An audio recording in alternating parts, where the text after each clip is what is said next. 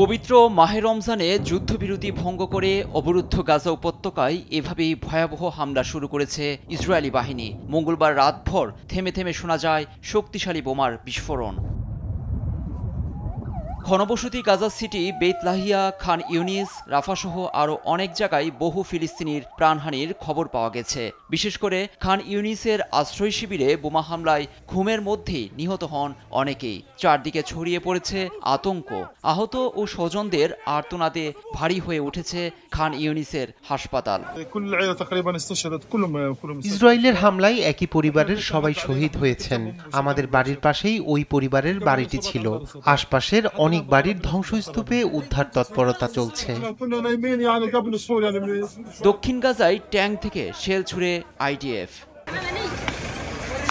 গত ১৯ জানুয়ারিতে শুরু হওয়া উপত্যকায় যুদ্ধবিরতি একতরফাভাবে ভঙ্গ করেছে ইসরায়েল, এমন অভিযোগ এনে বিবৃতি দিয়েছে ফিলিস্তিনের স্বাধীনতাকামী সংগঠন হামাস।